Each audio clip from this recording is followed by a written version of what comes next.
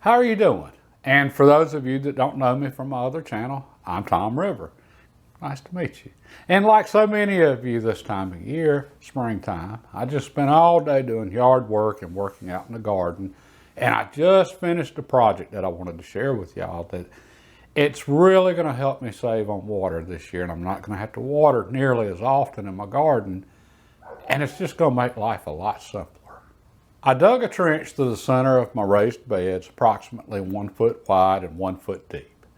And then I filled that trench with straw, wheat straw in particular. And you can use a variety of different types of organic matter. It just so happens where I'm at, wheat straw is plentiful, readily available, and cheap. And it's just great for this. And filled it with wheat straw. Then I covered over the wheat straw. And I don't know if you can tell in the shots, but my raised beds are actually higher in the center. So I created a mound essentially. And the reason for that is because the wheat straw is going to decay over time. And then the center of the raised bed is actually going to settle down. And it's going to end up level eventually. Well, what the wheat straw does is it absorbs water, just like a sponge. So that's the water saving part of it. And soil, the way it works, just the nature of soil, that center being wet and holding water, the soil around it's actually going to absorb the water and maintain an equilibrium. So I'm going to get a very consistent moisture content in the entire bed with it just being wetter to the very center of the straw. So that wheat straw is going to cut back on the amount of watering I need to do, help maintain moisture content in soil, which my plants are really going to like. But there's also another really big benefit of doing this. For my raised beds, I just put 2 raised beds in, and first time I'm doing raised beds here. Well, I used the existing native soil that was already there. I had to dig out the corners to level up my beds. And then I took that soil that I removed from the corners in the leveling process, put it in the beds. Well, my soil it's very rich, but there's a lot of clay in it. Okay. Clay can be tough as far as growing. When it dries out, it turns to brick, and when it gets wet, it can just be a mess. Well, the way you help amend your soil if it's heavy in clay is with organic material. Compost, that type of thing. It really helps with clay soil. Well, that wheat straw, it's going to decompose. Then come fall, wintertime, I'll turn the soil over, and then all of that new organic material is just going to get mixed in with the existing soil. Plus, because these are brand new beds, I went to my local box store. Yeah, I took the shortcut here. And I got bags of topsoil. Topsoil and specifically garden soil, mix those together with my native soil. The reason I did that is the bags of soil that you buy from the big box stores, they're almost exclusively organic matter. There's very little actual soil in them. Okay. The downside to that is it tends to rot away. That's organic matter. So when you go buy all those bags of soil from the big box stores, it's not going to be there all that long, and eventually you're just going to be left with whatever's left. In my case, clay. And if you don't mix anything with it, well, you're not going to have much left. Well, being that I already have some actual soil there, by using the straw, every year I'm mixing in more organic matter.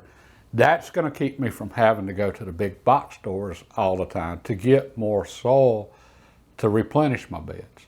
So I'm going to be replenishing every year doing this.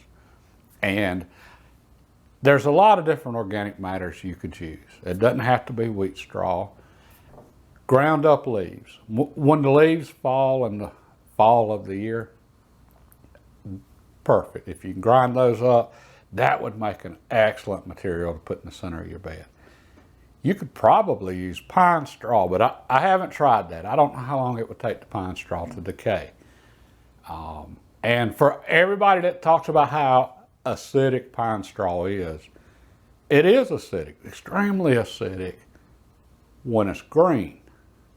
After it's dried out, there's nothing left there. It's just organic material. And once it breaks down, it's pretty good stuff. It just takes forever for it to break down, so I'm not sure how that would work. But again, leaves would be perfect. And again, in my case, wheat straw. So that project is finished, and just in time because I had some planning to do today. Today's Good Friday. And here in the southern U.S., Good Friday is the traditional date for planting your spring, summer garden. And I've mentioned this on my other channel, but the reason for that is because Easter, it follows the moon phases rather than following the calendar or the sun, which actually it follows the Jewish holiday of Passover, which follows the moon phases. And planting on a full moon, that's perfect time to plant. For whatever reason, planting seeds, they just do a lot better when planted on a full moon.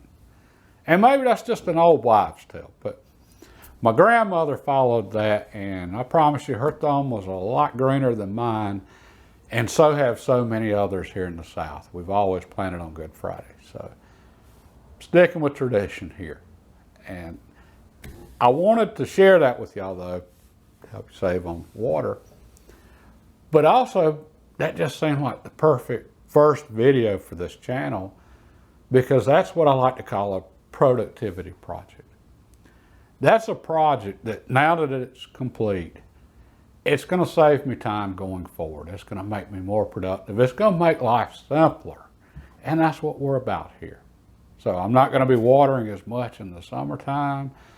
So instead of going out every other day to water the garden, I'm going to be maybe once a week, depending on the weather. And also, it's going to save me on money, which right now that's important because I'm in the city, so I'm using city water, which I don't like using city water on my garden to start with just because of the chemicals and so forth, but it's better than the garden drying out. But I'm paying for that water, plus I'm paying a sewage fee on the water that I use because the city, they don't know that the water's going in my garden. So I'm getting hit twice on the water that I use. If I can save water, then it helps. And the straw that I mentioned, the hay, the wheat straw, it makes a great mulch also to put on top of the beds to keep them from drying out. So again, just saving me more as far as on water. Yeah, this just seemed like the perfect video to start the new channel with. And a little info on the new channel here. My other channel is primarily firearms and hunting content. But I've also always added other things to help simplify life, things that help in multiple ways. Okay, gardening, perfect example. We get exercise gardening. That helps us. That improves our quality of life. It makes us healthier. We feel better. We're outside getting fresh air. We're getting sunshine, vitamin D. Again, a lot of benefits. Then we're eating healthier with the food we get from the garden. So, again, more health benefits. If we're mindful in what we're doing, we can save money. All right, so that's really good right now with the inflation we got going on. Now, if we're not mindful, we can spend a lot more gardening than if, we'd have just went to the store and bought whatever. But if we're mindful, it can save us money, especially after the initial investment of a raised bed. Long term, it will. And that's what I'm looking for. That's generally what I look for. Okay, so we've got multiple benefits. Plus, we're eating food that just tastes better. So, again, improving our quality of living. The food tastes better.